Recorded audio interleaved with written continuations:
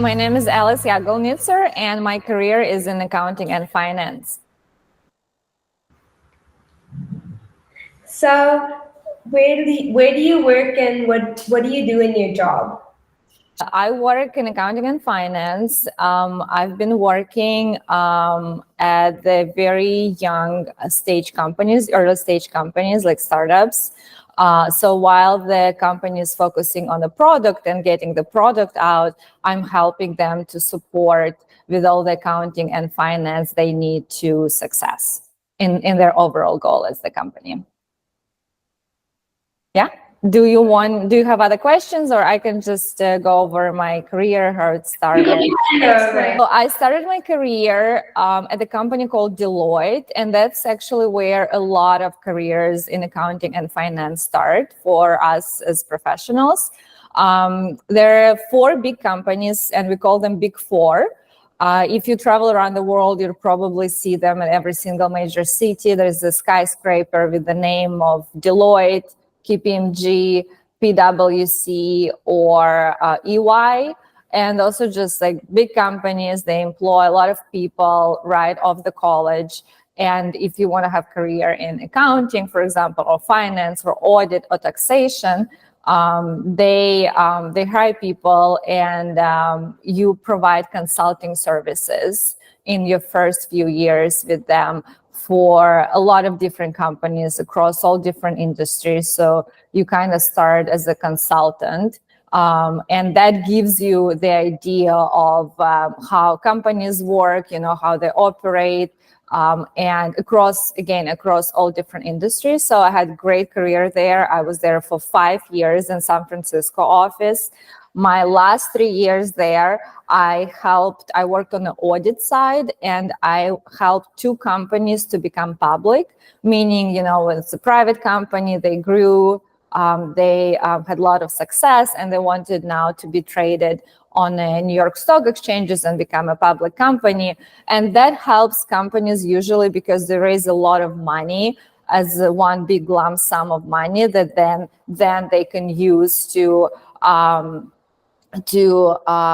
for their research and development, for their operations, to open new factories, to just kind of help them to grow,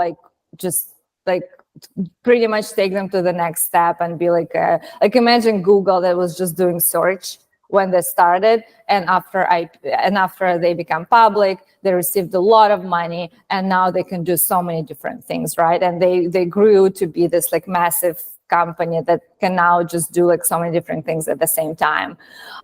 So I helped 2 companies to become public. It's a long process. It takes about 1.5 years. So that's why for 3 years, I helped one company that was fintech. They were providing small loans to people, like $2,000-$3,000 micro loans to people. So I helped them to become a public company. And the second company was in biotech. So they were providing testing for very advanced testing for people who were cancer patients. Once I finished that, I kind of started doing my own consulting work, again, working on amazing projects. There was this article at the New Yorker about the project I worked on. The crazy idea was, instead of taking companies public, so the companies become public, instead of that, take people public. So the very talented entrepreneurs who will be creating lots of startups in the future, maybe we can take that person as an entity and take that person public and help that person to grow and have access to more capital. It was an interesting idea. I loved working on that research project.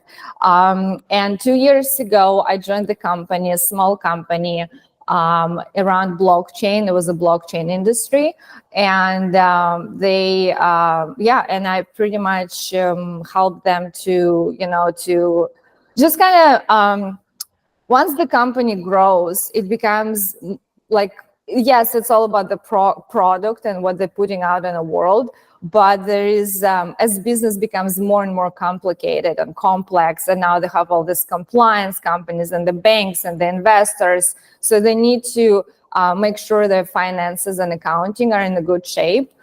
So I'm not creating anything, but I am mostly like supporting the company, because once you have all this finance and accounting and support, then you can work on your strategy, then you can report to different agencies and investors, and if that's under control, that definitely helps the company grow. So what education did you need to get to where you are today? Yeah, so you can have a basic bachelor degree in accounting or finance. I had my master's, and again, those companies, they usually hire people right from the college, and I actually had my offer signed about 7 months before I graduated. So, you just go to career fairs once you're when you're in college, start early, just get to know the people, talk to them, have your resume ready, look presentable. And that's how I met the recruiters for my company. And I had multiple rounds of interviews with them. It's mostly because you don't really possess any technical knowledge. It's mostly what's called a culture fit. So they just want to make sure, that you're you have a great personality, you have some good soft skills, and because it's also a client-facing industry. So when you're, like Deloitte, it's we provide professional services to clients. We always with the clients, we interact with them. So they just want to make sure, they understand that you're young and probably don't have a lot of experience, but they want to make sure that you don't gonna say some stupid things and just kind of behave inappropriately. They understand that they're not a fully evolved professional that will come later, and they'll help you to grow and provide training and experience. But at least they want to make sure that you have a lot of potential, and you'll be nice and friendly, and they can just put you in front of the client, not just by yourself, of course, but as a part of the team. So that's important. And just have the resume ready, and all the interviews were very just a culture fit. They would talk to you, ask relatively easy questions, they're not testing you on something that's really crazy. And that was a good culture fit for me, and for them as well, because you also interviewing them, and they're interviewing you. You also want to make sure you come to work for the company where you feel, where you belong and connect. And I loved that company. They were my number one choice. And when they hired me, I was really happy. So I finished my studies and I started work. So I finished my studies in June, and then September 1st, I was already in the office, started working. Have you ever considered a PhD option if there is one in your field? So that's interesting. I actually love academia. I feel like this is, once you start, especially college campuses, it's just such a warm environment, and it's, I honestly, I love that. I love being on campus. I love academia. I love professors. I do love homework. I'm a little bit of a nerd in that way, but actually, it's not really a PhD. I think in my career, it's most of it's MBA, Masters of Business Administration. That's something that that's a lot of people in my career are considering and going for. It really helps to boost your career for sure. And I am actually, even though it's usually better to get your MBA 4 or 5 years after your bachelor, but there are some MBA programs where you can join later and still have the same MBA experience. There is one actually in UC Berkeley that I'm considering. It's weekends and evenings, so it's part-time. It takes you 3 years instead of 2, but you can still work full-time. And it's specifically designed for working professionals who want to get MBA later in their careers. And I'm considering that. So it wouldn't be a PhD, it would be an MBA. And MBA is mostly about like networking, getting to know businesses on a deeper level, working through some case studies, and a lot of soft skills, because usually MBA prepares you for CFO, Chief of Financial Officer. So when you run the finance function for the entire company, a big company, like for example, Apple or Google, like a big public company. So the MBA will definitely prepare you for that career track. And that's something that I'm considering. And a lot of people are doing it as well. There are also, just to mention, there are also a lot of, like, not a lot, but like certain licenses and certifications is better to get for you.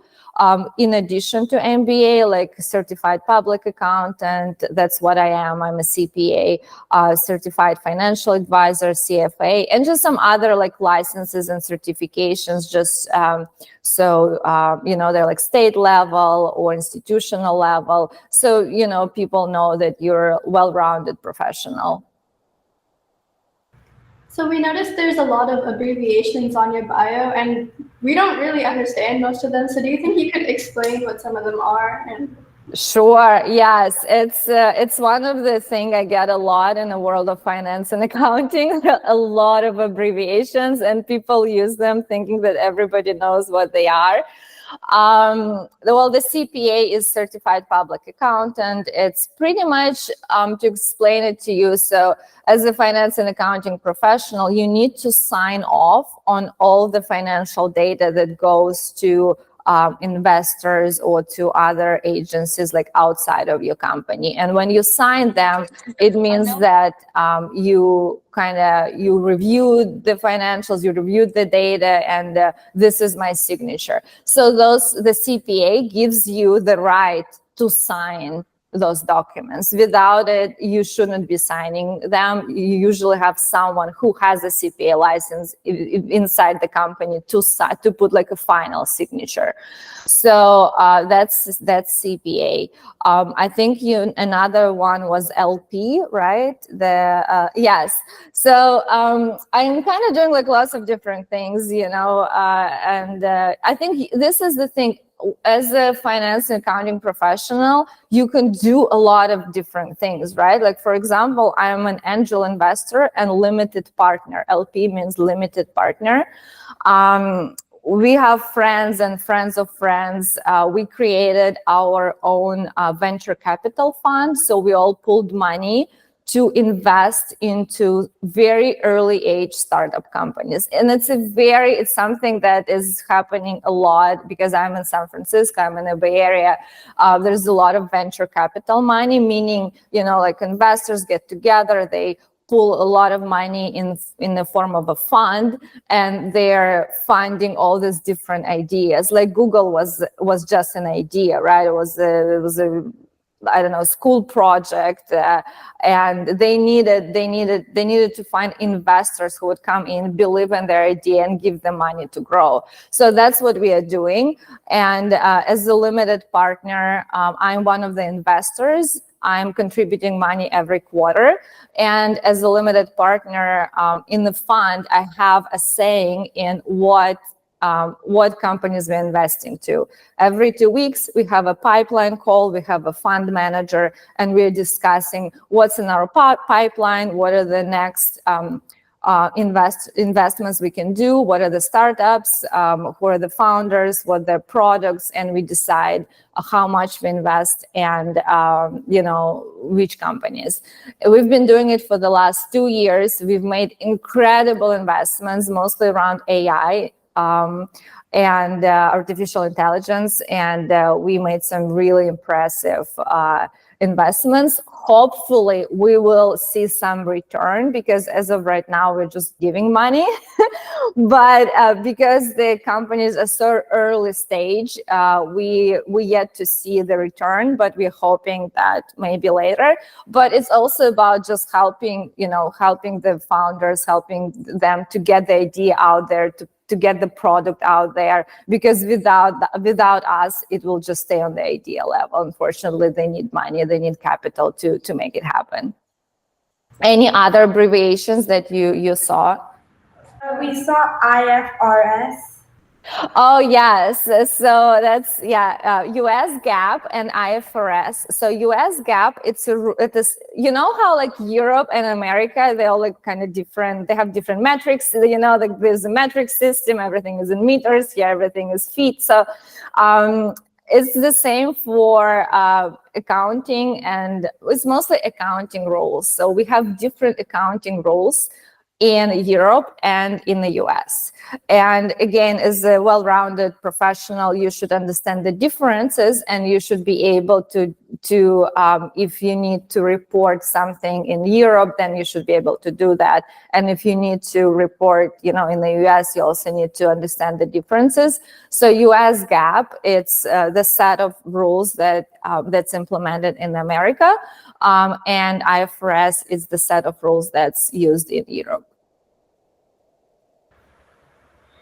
So what does your like day-to-day work look like?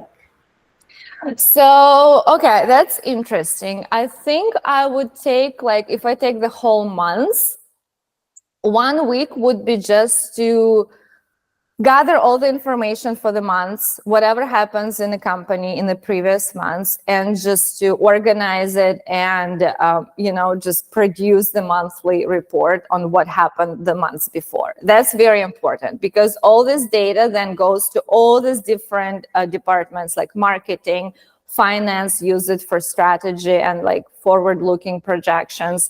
We need to report to different agencies. So it then gets used for, maybe we need to find investors and ask for more money. Then we need to report on, this is what happened. This is our like financials, our financial data. This is where we are at. So it's used on so many levels by so many different departments. So that would be for the week. We'll be closing, you know, the prior months. We'll be producing those reports, and then later on we distribute them across the company. Then we have some projects that we've been, like, let's say we are working on. Let's say my company bought another company, and then, you know, there's like this big transaction that we need to work on. We need to again, like just to work on like something like a big project that happened, and that would be us as well. We also sometimes we work on, you know, just like optimizing things, maybe looking at some software that we can use to, you know, to make our life easier, just to work on some like optimization skills. There is a lot of, maybe we need to like document things. Maybe there is like, we have this audit that's coming later and we need to work on that. There is like a lot. I would say that 1/4 of my day to, like, during the months, 1 week, I know for sure what to do. This is something that I need to do every single month. The last 3 weeks, it's like really whatever is happening, because I'm so connected to, you know, the operations of the company, and I'm supporting whatever is happening. And I need to just deal with, you know, day to day, like what is happening, what's in our pipeline, what are we planning for, how to optimize things, it's a lot of very like whatever is happening in the company right now. But they're usually like very interesting projects. Maybe we're buying a company, maybe we're raising more money. All very interesting, all very cool. So obviously the world is always changing. Like, for example, the medical field is getting a lot better, and in technology, like AI is improving a lot. So do you believe there's been a lot of recent improvements in finance and changes in finance? And if so, how do you keep up with these changes? Yes, of course. I mean, the software that's getting released right now to help us with day-to-day is absolutely amazing. Even ChatGPT has, they have this, I don't know, it's like a plugin or whatever for business analytics. So you can just download your data. But again, It's if there is a confidential data, but unfortunately a lot of finance and accounting data is confidential. So, but there is this plugin where that you can use, maybe that can help you like to analyze your data and help you prepare or give you examples of like better reports or something. But no, there's a lot of improvement, and there's like a lot of software out there that's helping us a lot, especially with like day-to-day manual operations and like something that we do manually and we don't want to do that. There's been a lot of help in terms of, you know, software. So now we can actually like focus on more on like bigger projects, more like now we have time to sit back and think, okay, why are we doing it, how we can do it better. It's just also, I think it requires you to kind of like think more and kind of like look at the bigger picture instead of just getting, you know, like kind of like lost in the weeds of everything. And that's what I've mentioned, like my last 3 weeks of a month, that's what pretty much we're doing. We are there are companies out there who are always writing to us requesting to show their demos and their products, and we are really interested, and we talk to them and we're signing them up if we like what they do. So there's definitely been a huge improvement in that area. So new people going into the profession definitely needs, you know, it used to be about like being detail oriented and hardworking, and that's still true. But now you also need to have critical thinking, you know, like kind of like looking at the bigger picture, because now you have lots of tools that help you to deal with, you know, manual labor and all these things. Now you can just outsource to, you know, to the technology. But then what do you do then? Then now you have to really, yeah, like now I think it requires a different set of skills, which I think is more interesting, and it, like hopefully will make us like better professionals. Did you consider any careers before this one? Actually, yes. When I was younger, I was born and I lived in Russia in a town called Vladivostok. And if you look on a map, it's kind of interesting where it's located.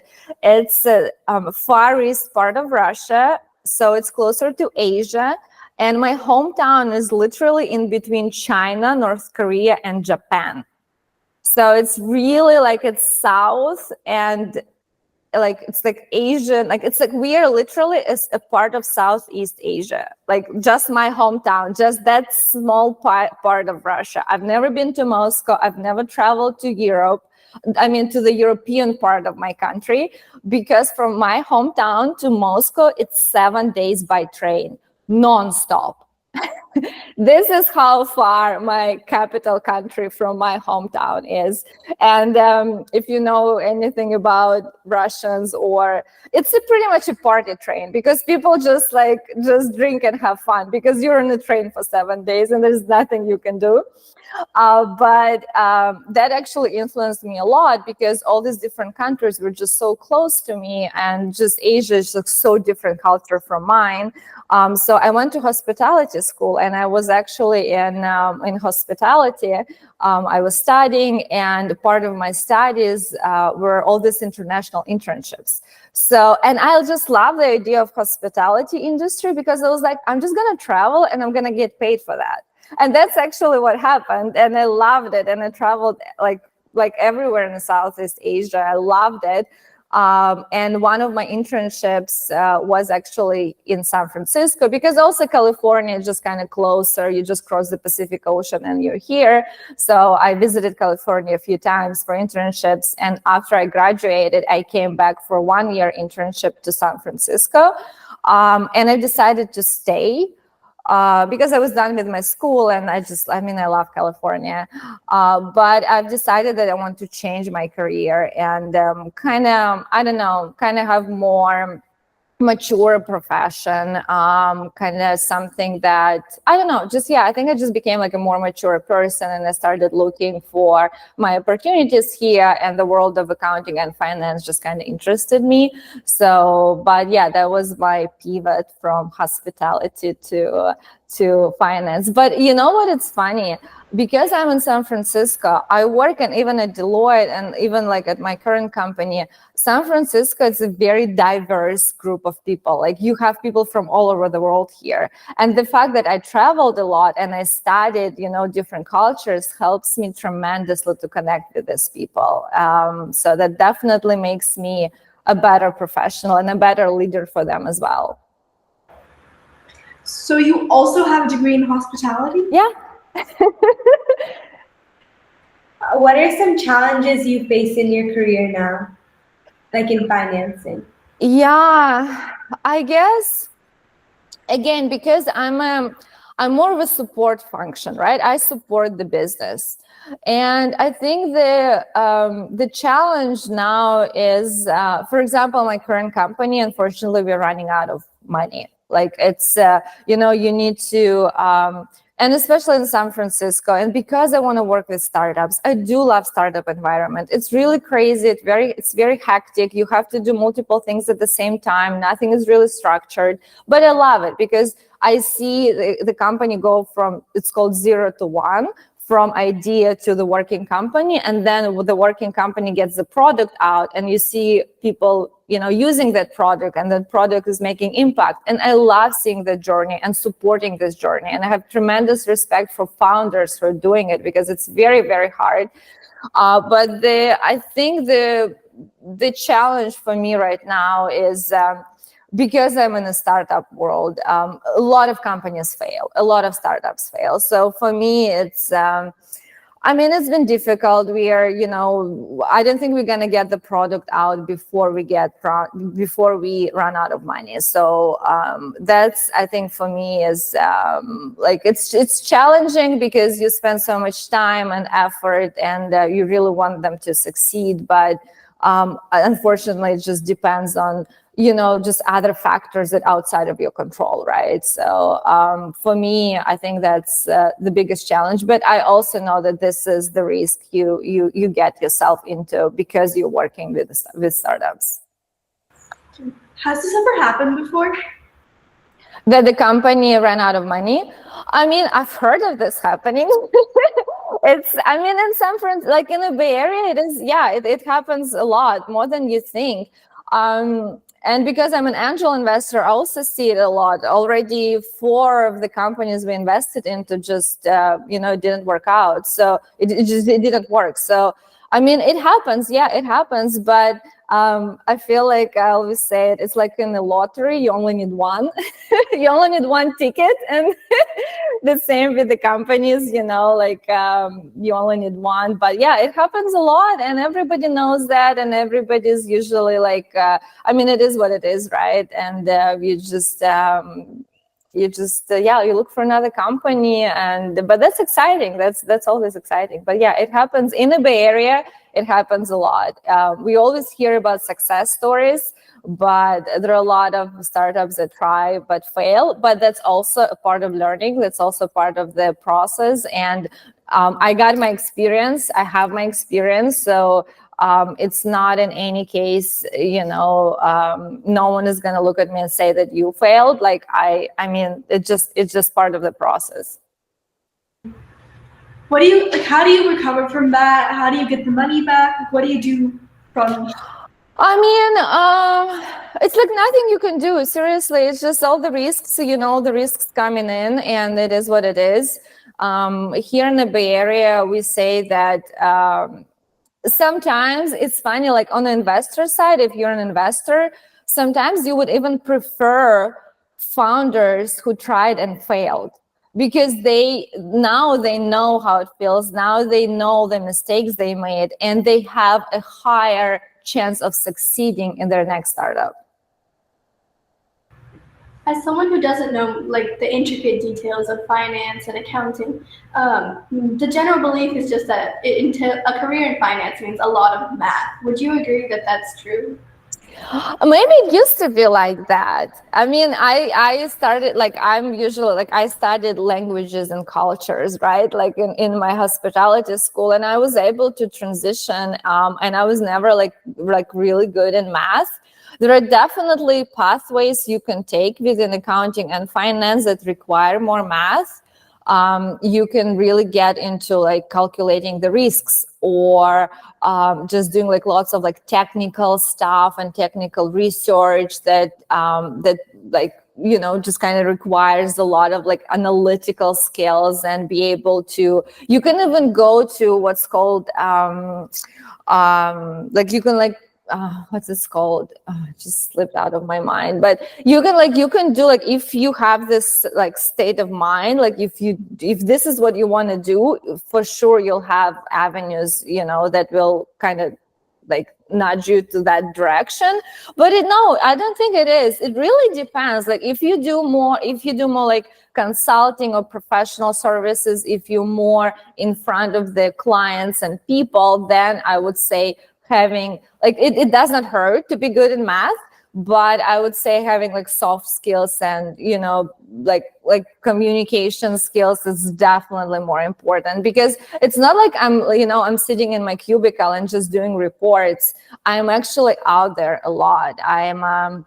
And I'm talking to everyone in the company. I think out of all departments, I'm the one who's out there a lot, talking to marketing, product, engineers, C-level. I'm like, you know, like CEO, and just all these different departments. I know the people who are running them. I talk to them a lot, and I'm actually the glue that's like holding everything together. So I would say it is important. It's not going to hurt you, but especially because now we can outsource all this, you know, computational things to software, or to just people who are like generally better in math. Like you can, it doesn't hurt, but you don't really need it. Yeah. How did you know that you wanted to do what you're doing now?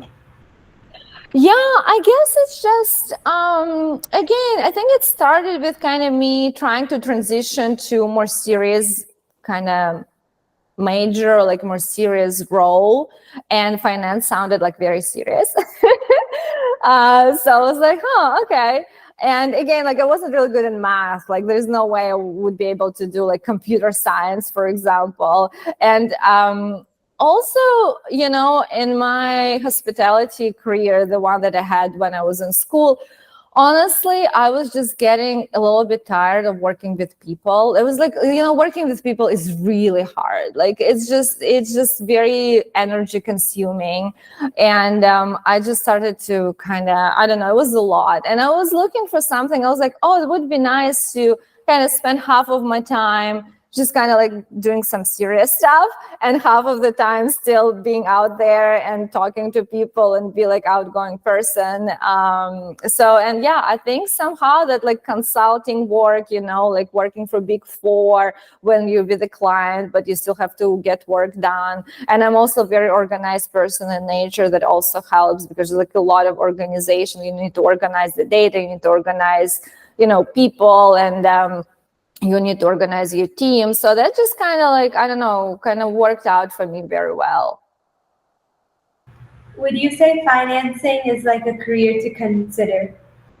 I would say so, yeah. But I think, again, what is happening now, there are different avenues and different ways how you can do it. I did it through like Big Four route, because I went for like one of the Big Four companies, but you can also, and I'm doing lots of like accounting, for example, because of that, and audit and stuff like that. But if you only want to do like finance, if you only want to like do projections and use financial data to build financial models and be just like a pure finance person, I think you can try just, so there's like Big Four, that's like taxes, audit, accounting, a little bit of consulting, but there are also companies out there who do, they're like pure consulting companies. They're very prestigious. So if you, for example, finish your university and you want to have like a really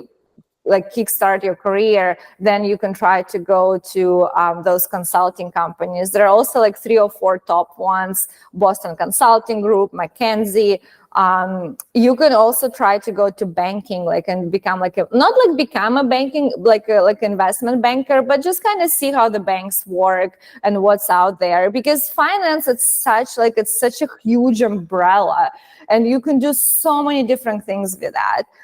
You can also, like what I'm doing with like venture capital, you can go to like venture capital and just do that and explore those opportunities and try to find a job or internships in venture capital world. You can try banking, investment banking, like JP Morgan and all those big companies. I would say just kind of like, yeah, see what's out there. For me, it was Big Four, but I would say for younger generations, just maybe try like something else. Try like consulting, banking, like venture capital, just kind of all those like different things, different companies. Because like it's amazing the application of your finance and accounting knowledge, especially in today's world. And it's absolutely crazy. And you can do like a little bit of everything. Like right now, I have a full-time job, but I'm also like angel investor. I'm like in venture capital, and I'm running my nonprofit because I have all this like finance knowledge that's helping me, right? Like I established it. I'm reporting to IFRS. I'm doing these financial reports for the donors to see how the money was spent. So like the applications are endless, to be honest. So yeah, just go and try and see what's out there.